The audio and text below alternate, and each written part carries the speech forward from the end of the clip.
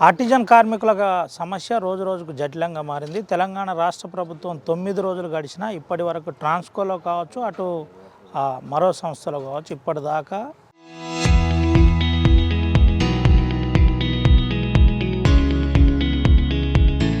సమస్య పరిష్కారం కాలేదు. కనీసం స్పందన కూడా లేదు. వీరికి అన్ని సంఘాల నాయకులు, అన్ని పార్టీలు సంఘీభావం తెలుపుతున్నాయి. ఈరోజు కమ్యూనిస్టు పార్టీ ఐఎఫ్టియు కూడా సంఘీభావం తెలిపింది. IFTU all India general secretary Srinivas గారు ఉన్నారు. ఒకసారి శ్రీనివాస్ గారితో ముందుగా మాట్లాడిచ్చేసి కార్మికులకు సంబంధించి మాట్లాడదాం. ఆర్టిజన్ల విద్యా అర్హతను బట్టి వారికి సంబంధించిన ఉద్యోగాలు ఇవ్వాలి, అర్హత గల ఉద్యోగాలు ఇవ్వాలని చెబుతున్నారు. మనతో పాటు సిన్న ఉన్నాడు.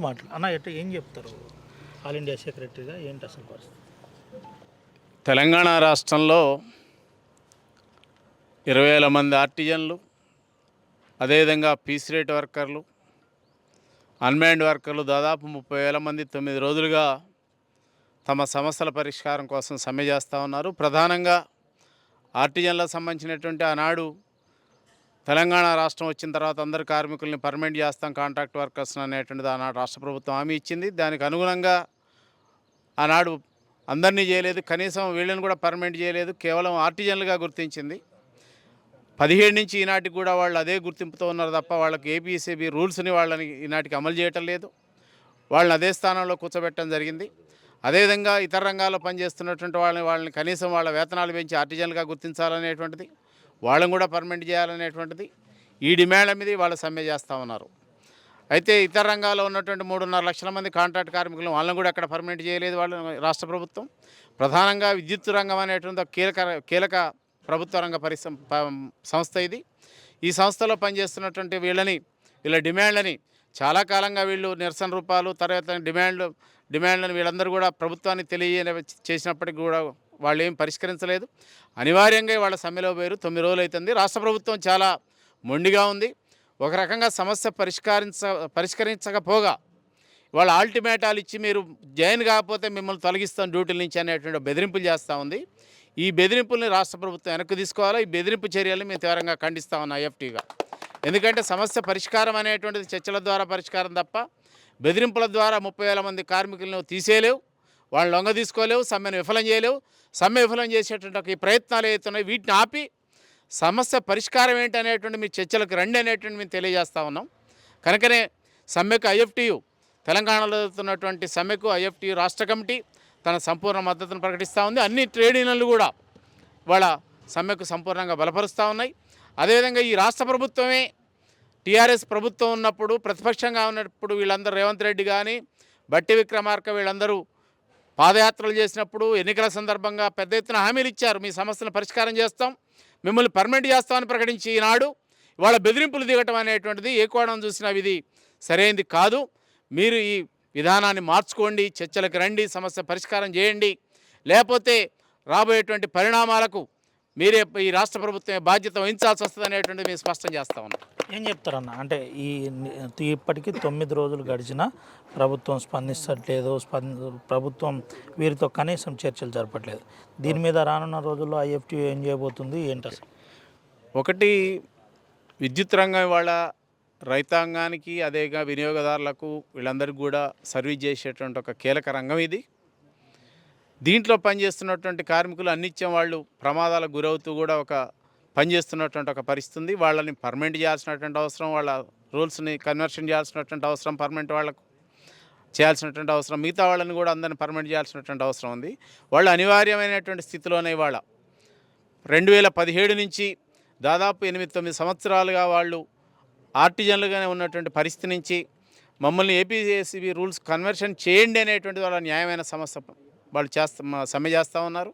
కనుక ప్రభుత్వాన్ని కోరేటువంటిది మీరు చర్చలకు రండి, కార్మిక సంఘాలతో మీరు చర్చలు చేయండి, సమస్యను పరిష్కరించండి అనేటువంటిది మేము కోరుకునేటువంటిది వాళ్ళని. మీరు ఇదే విధానాన్ని, మొండి విధానాన్ని ఆల్టిమేటాలు ఇచ్చి తీసేస్తామనేటువంటి బెదిరింపులు చేస్తే కార్మిక ఎవరు కూడా సమ్మె నుంచి వైదొలగరు, ఇంకా గట్టిగా సమ్మె చేస్తారనేటువంటిది కూడా ఈ సందర్భంగా తెలియజేస్తూ ఉన్నాం. మీరు ఇదే బెదిరింపులు కొనసాగిస్తే రాష్ట్రంలో ఉన్నటువంటి అన్ని ట్రేడ్ యూనియన్లు, ఐఎఫ్టీ కూడా రాష్ట్ర వ్యాప్తంగా సాలిడారిటీ సంఘీభావ ఉద్యమాన్ని నిర్మిస్తుంది. వాళ్ళతో ప్రత్యక్షంగా పరోక్షంగా సమ్మెలో కీలకంగా మేము కూడా పాల్గొంటామనేటువంటిది కూడా ఈ ప్రభుత్వానికి హెచ్చరిక చేస్తాం.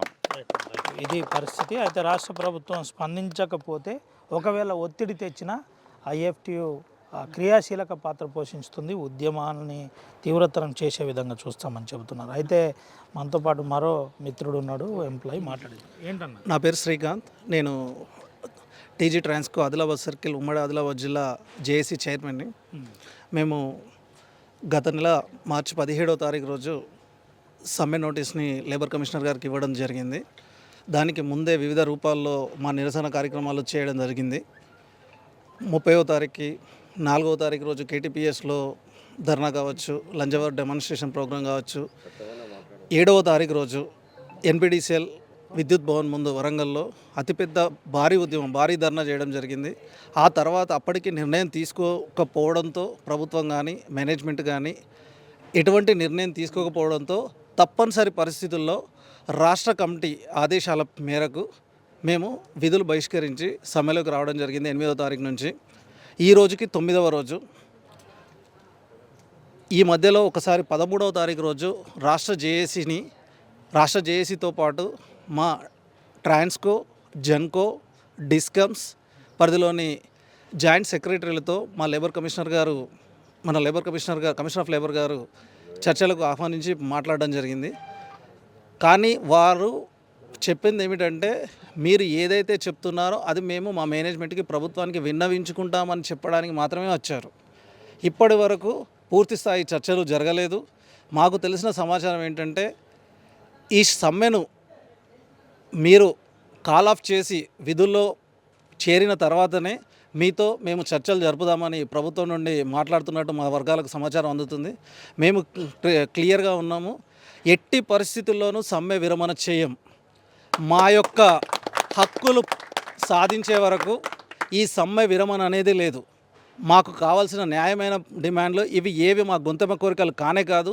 వాళ్ళు ఇప్పుడున్న బట్టి విక్రమార్క గారు కావచ్చు, మన రేవంత్ రెడ్డి గారు కావచ్చు, వారు పాదయాత్రలో మాకు ఇచ్చిన హామీలే మా ఈ గొంతెమ్మ కోరికలు కానే కాదు. 29/7/2017 రోజు మమ్మల్ని అబ్జర్ప్షన్ చేసినప్పుడు ఏవైతే రూల్స్ ఉన్నాయో, 12/3 అగ్రిమెంట్లో ఏవైతే రూల్స్ ఉన్నాయో అవే సర్వీస్ రూల్స్ని మేము ఇంప్లిమెంట్ చేయమంటున్నాము. ఈ సర్వీస్ రూల్స్ని ఇంప్లిమెంట్ చేయడం వల్ల ప్రభుత్వానికి ₹1 కూడా ఎటువంటి అదనపు బడ్జెట్ పడదు. కాబట్టి మా న్యాయమైన కోరికలను వెంటనే తీర్చాలని, ఏపీఎస్సీబీ రూల్స్ని ఇవ్వాలని, కన్వర్షన్ చేయాలని, జీవో నెంబర్ 11 ప్రకారం గౌరవ వేతనం పీసైడ్ వర్కర్లకు, అన్మాన్డ్ వర్కర్లకు ఆర్టిజన్గా గుర్తించాలని, పీసైడ్ వర్కర్లకి జీవో నెంబర్ 11 ప్రకారం వాళ్ళకి వేతనాలు చెల్లించాలని మేము ఈ ప్రభుత్వాన్ని డిమాండ్ చేస్తున్నాము. అప్పటి వరకు ఎట్టి పరిస్థితుల్లో కూడా రాష్ట్ర కమిటీ ఆదేశాలు ఇచ్చే వరకు మేము ఈ సమ్మె విరమణ చేయమని మా మేనేజ్మెంట్కి మరియు ప్రభుత్వానికి ఈ సందర్భంగా మేము తెలియజేస్తున్నాము. అధికారులు ఏమన్నా ఫోన్ చేస్తున్నారా? ఫోన్ చేసి వెంటనే విరమించాలి, లేదంటే మీకు నోటీస్ ఇస్తాం, ఉద్యోగాల నుంచి తొలగిస్తామని ఏమన్నా అంటున్నారా? వాస్తవానికి ఎప్పుడైతే సమ్మెకు సంబంధించి కన్సోలేషన్స్ జరుగుతున్నాయో లేబర్ డిపార్ట్మెంట్లో, కన్సోలేషన్స్ జరుగుతున్నప్పుడు సమ్మెలో పాల్గొన్న కార్మికులపై చట్టబద్ధమైన చర్యలు తీసుకోకూడదు. ఇది కనీసంగా చట్టాలపై అవగాహన ప్రతి ఒక్క అధికారికి కానీ ప్రతి ఒక్కరికి తెలుసు. మా ఆల్రెడీ కన్సోలేషన్స్ నడుస్తున్నాయి. 13వ తారీఖు జరిగింది, మళ్ళీ 17వ తారీఖు పిలుస్తున్నారు. కానీ మా అధికార యంత్రాంగం మాకు వాట్సాప్ ద్వారా, ఫోన్ల ద్వారా మెసేజ్ చేస్తూ డీమ్డ్ నోటీసులు ఇవ్వడము, టర్మినేషన్ నోటీసులు ఇవ్వడము, మీరు పలానా డేట్లో పలానా టైం వరకు ఉద్యోగంలో జాయిన్ కాకపోతే మిమ్మల్ని టర్మినేట్ చేస్తామని ఇక్కడున్న కార్మికుల్ని తీవ్ర భయభ్రాంతులకు గురి చేసి సమ్మెను నిర్వీర్యం చేయడానికి మేనేజ్మెంట్తో ఈ అధికారులు కూడా కలిసి మమ్మల్ని ఇబ్బంది పెడుతున్నారు. దయచేసి ఈ సమ్మె ప్రాంగణం నుంచి మా అధికార యంత్రాంగానికి తెలియజేస్తున్నది ఏంటంటే, ఎట్టి పరిస్థితుల్లో రాష్ట్ర కమిటీ ఇచ్చే ఆదేశాల వరకు మేము సమ్మె విరమణ చేయము. మీరు ఎటువంటి నోటీసులు పంపించినా, ఎటువంటి పరిస్థితులు మీరు కల్పించినా మా సమ్మె మాత్రం ఆగదు. ఇప్పుడు కార్మిక క్షేత్రంలో కార్మిక ఉద్యమం నడుస్తుంది. ఒకవేళ ఇంకా ఒత్తిడికి తీసుకొస్తే ఇది ప్రజాక్షేత్రంలోకి వెళ్ళాల్సిన పరిస్థితి ఏర్పడుతుంది. ఇప్పటికే ఆల్ ఇండియా ఫెడరేషన్ కావచ్చు, వివిధ ప్రజా సంఘాలు కావచ్చు, సింగరేణిలో ఉన్న సంఘాలు కావచ్చు, మన ఐఎఫ్టియు కానీ, ఏఐటియుసి కానీ, కేంద్ర సంఘాలు కావచ్చు, ప్రతిపక్ష పార్టీలు కావచ్చు, అందరూ ఆర్టిజన్ల వెంటే ఉన్నారు. మీ అసోసియేషన్లు కూడా దాదాపు మాకు మద్దతు పలుస్తున్నాయి. డిపార్ట్మెంట్లో ఉన్న ట్రేడ్ యూనియన్లు మద్దతు పలుకుతున్నాయి. ఈరోజు మధ్యాహ్నం నుండి ఆల్ ఇండియా ఫెడరేషన్ ద్వారా దేశవ్యాప్తంగా సర్కిల్ ఆఫీస్లో ముందు ధర్నా కార్యక్రమం ఉంది, లంచ్ అవర్ డెమాన్స్ట్రేషన్ ఉంది. ఇదన్నీ మీరు గుర్తించి మాకు సహాయ సహకారాలు అందించాలని నేను వేడుకుంటున్నాను. ఇది పరిస్థితి. నిరసన కొనసాగుతుంది. మాకు ఇబ్బంది పెడితే ఇంకా తీవ్రతరం అవుతుందని చెబుతున్నారు. చెప్పమ్మా, ఏంటి ఎట్లుంది మీ ఉద్యోగ పరిస్థితి ఏంటి అసలు? అంటే మీ హక్కులు ఏం కావాలని నిరసన చేస్తున్నారు? ఒకప్పుడు ఈ అన్నయ్య వాళ్ళతో తోటి కార్మికుడుగా మా వారు పనిచేశారండి. ఈరోజు తను లేరు. అలా ఎంతో మందిని కోల్పోయాము. మేము మళ్ళీ వాళ్ళ ప్లేస్లో వచ్చాము. డిపెండెంట్ జాబ్ అని ఇచ్చారు. ఏ ఒక్కరికి 15,000 20,000 క్రాస్ అయింది లేదు. మేమేదో కొంచెం బాగుపడదామని వాళ్ళు హామీ ఇచ్చారు. 2018లో పర్మనెంట్ చేస్తామని, బాగుపడతామని సంతోషించాము. ఆ లోపలనే మేము మా హస్బెండ్లను కోల్పోయాము. ఇంత దుర్భరమైన పరిస్థితి అండి మాది. ఇంకా రిటైర్మెంట్కి ఉన్నారు, వాళ్ళు వెళ్ళిపోతారు. షాల్వా తీసుకొని తప్ప ₹1 వచ్చేది లేదు. వాళ్ళు ఆడపిల్లలు ఉన్నారు, వాళ్ళు రేపు పెళ్ళి కాదు కదా, రేపు వాళ్ళే బ్రతకడానికి ఆధారం లేదు. రేపు మేము వీళ్ళందరినీ ప్రశ్నిస్తున్నాము. వచ్చినప్పుడు మీ తోటి కార్మికులుగా పనిచేశారు మా హస్బెండ్ వాళ్ళు, మేము ఇప్పుడు ఉన్నాము అని అంటే వాళ్ళు చాలా బాధపడుతూ వాళ్ళ చేతిలో లేని పని బాధ తప్ప ఏం వ్యక్తం చేయలేదు. ఇది ప్రభుత్వం చేయాల్సింది, విద్యుత్ ఉద్యోగ రంగ యాజమాన్యం చేయాల్సిన న్యాయం మాకు వాళ్ళ చేతుల్లో లేదు. పాపం వాళ్ళు బాధపడుతున్నారు, అంత తప్ప ఏం చేయలేని పరిస్థితి. ఈరోజు సరదాగా కూర్చున్న సమ్మె కాదు ఇది. మాతో పాటు వాళ్ళు మమ్మల్ని వాళ్ళు తీసుకొని వచ్చే వాళ్ళకు తోడుగా మాకు తోడుగా వాళ్ళు నిలబడిన సమ్మె ఇది, అంతేగాని సరదాకు కూర్చున్న సమ్మె కాదు. కాబట్టి మేము వెనక్కి తగ్గలేదు. మా డిమాండ్లను, మా న్యాయమైన డిమాండ్లు ఇవి. మేము అందుకే చేతులెత్తి నమస్కరిస్తున్నాము. ఈ విద్యుత్ రంగ యాజమాన్యాన్ని కానీ ప్రభుత్వాన్ని కానీ మాకు న్యాయం చేయాలి. ఇదే మేము మిమ్మల్ని కోరుతున్నాం. అమ్మా, ఏం పేరు నీ పేరు? సుష్మా. ఏం కావాలమ్మా, మీరు ఏం కావాలని ఉద్యోగం చేస్తున్నారు? మాకు కన్వర్షన్ కావాలని, విద్యా అర్హత బట్టి కన్వర్షన్ కావాలని దానికోసం కూర్చున్నాము. మీ పేరమ్మా? నా పేరు సుజాత సార్. కన్వర్షన్ కావాలని మేము కోరుకుంటున్నాం సార్.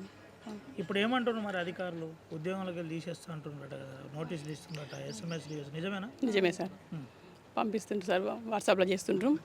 కానీ మేము కూడా పోరాటం చేస్తాం సార్.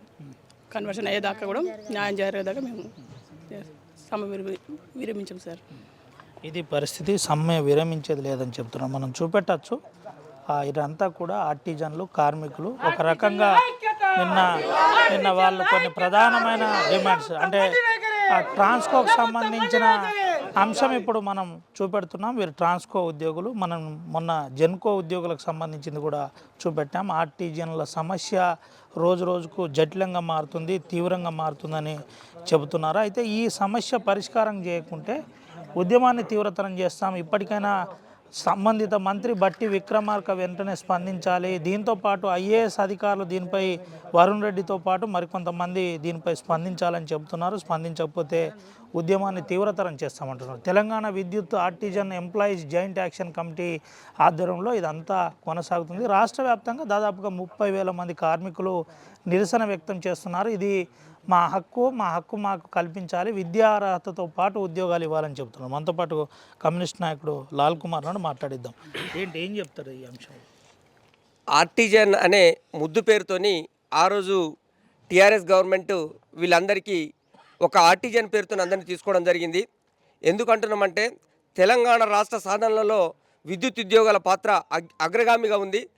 అదేవిధంగా ఆర్టిజన్లు రేపు రెగ్యులర్ చేయాలి, పర్మనెంట్ చేయాలనే లక్ష్యంతో కన్వర్షన్లో చేయండి, మా ఉద్యోగ అర్హతతో తగ్గట్టుగా మాకు ఉద్యోగాలు ఇవ్వండి అని వాళ్ళు కోరుతూ ఉంటే ఇవేవో గొంతమ్మ కోరికలైనట్టుగా ఈరోజు రాష్ట్ర ప్రభుత్వం వాళ్ళని పట్టించుకోవడంలో విఫలమవుతూ ఉన్నది. ఎందుకంటున్నామంటే వాళ్ళు ఈరోజు విద్యుత్తో చెలగాటమాడుతున్నారు, కరెంటుతో చెలగాటమాడుతున్నారు. అంటే రేపు భవిష్యత్తులో వాళ్ళు చనిపోతే వాళ్ళ పిల్లలకు అర్హతకు తగ్గట్టుగా ఉద్యోగాలు రాని పరిస్థితి. అంతేకాదు వాళ్లకు శ్రమకు తగ్గ ప్రతిఫలం లేని పరిస్థితి. సమాన పనికి సమాన వేతనం ఇవ్వాలని ప్రభుత్వం ఒక సైడ్ చెప్తా ఉంది. అదేవిధంగా ఇంకో సైడ్ అందరికీ పర్మనెంట్ చేస్తాం, రెగ్యులర్ చేస్తామన్న రేవంత్ రెడ్డి ప్రభుత్వం ఈరోజు పట్టించుకోవడంలో విఫలమవుతున్న పరిస్థితి కనబడుతూ ఉంది. మేమంటున్నాం తక్షణమే ఆర్టిజన్లు ఏదైతే కోరుతా ఉన్నారో కన్వర్షన్లు కావాలి, విద్యా అర్హతకు తగ్గ ఉద్యోగాలు కావాలి అని వాళ్ళు కోరుతున్న కోరికలు ఉన్నాయో ఆ కోరికలను వెంటనే పరిష్కరించాలి. కానీ వాళ్ళు 9 రోజుల నుంచి సమ్మె చేస్తున్నా అలా సమ్మెను పట్టించుకోవడంలో ఈరోజు రాష్ట్ర ప్రభుత్వం విఫలమవుతున్న పరిస్థితి కనబడుతూ ఉంది. ఎందుకంటున్నామంటే ఒకవైపు మీరు తక్షణమే ఉద్యోగాల్లో జాయిన్ జాయిన్ కాండి లేకపోతే మీ ఉద్యోగాలు తీసేస్తాం అని రోజు భయభ్రాంతులకు గురి చేస్తున్న పరిస్థితి కనబడుతోంది. ఇప్పటికే కొన్ని సెంటర్లలో లెటర్స్ పంపించడం, కొన్ని సెంటర్లలో మెసేజ్ ద్వారా మీరు ఉద్యోగాల్లో జాయిన్ కానివ్వండి అని ఈరోజు భయభ్రాంతులకు గురి చేస్తూ ఉన్నారు. ఎందుకంటున్నామంటే విద్యుత్ ఉద్యోగులు మొక్కబోని ధైర్యంతో వాళ్ళ సమస్యల పరిష్కార సాధన కోసం వాళ్ళు ఉద్యమం చేస్తున్నారు. సామరస్యంగా మా సమస్యలు పరిష్కరించండి, మాతో చర్చలు జరపండి, మాకు కూడా అవకాశం కల్పించండి, సమాన పనికి సమాన వేతనం ఇవ్వండి, ఏదైతే పర్మనెంట్ ఏదైతే కార్మికులు ఉన్నారో వాళ్ళతో పాటు మాకు కూడా సమాన అవకాశాలు కల్పించాలి, వాళ్ళకు కావాల్సిన అర్హతలు కూడా మాకు ఇవ్వాలి అనే ఒక చిన్న కోరిక కోరుతా ఉన్నారు. ఆ కోరిక పరిష్కరించడంలో ఈరోజు రాష్ట్ర ప్రభుత్వం విఫలమవుతా ఉంది.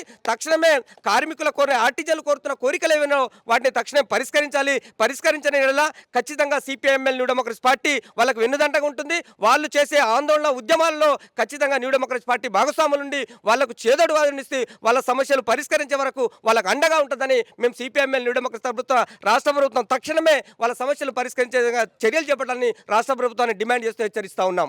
ఇది పరిస్థితి.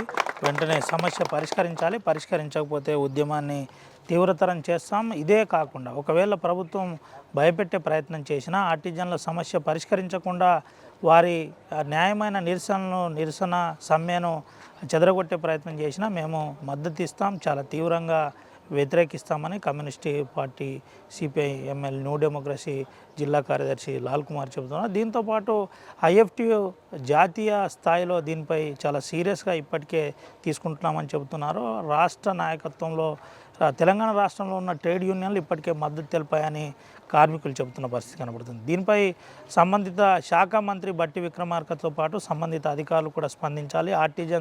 ఆర్టిజన్ కార్మికులు ఎవరైతే పవర్ సెక్టార్లో పనిచేస్తున్న వారు ఉన్నారు, డిస్కమ్ కావచ్చు, ఇటు జెన్కో కావచ్చు, ట్రాన్స్కో కావచ్చు, దీంతోపాటు పలు రంగాల్లో ఉన్న కార్మికుల సమస్యలు వెంటనే పరిష్కారం చేయాలి. పరిష్కారం చేయకుంటే ఉద్యమాన్ని తీవ్రతరం చేస్తాం. నేటికి 9వ రోజు గడిచింది, అయినా మాకు ఏదో నామమాత్ర చర్చలు జరిగినాయి. ఈ చర్చల ప్రతిపాదన అనేది ఇంకా ఒక క్లారిటీకి రాలేదు. క్లారిటీకి రావాలి, మా సమస్య పరిష్కారం కావాలి, అయితేనే మేము సమ్మె విరమిస్తాం, లేకుంటే ఎట్టి పరిస్థితుల్లో రాష్ట్ర నాయకత్వం చెప్పేంత వరకు సమ్మె విరమించేది లేదని భీష్మించుకొని కార్మికులు కూర్చున్న పరిస్థితి కనబడుతుంది. దీనిపై తెలంగాణ రాష్ట్ర ప్రభుత్వం ఎలా స్పందిస్తారో వేచి చూడాలి.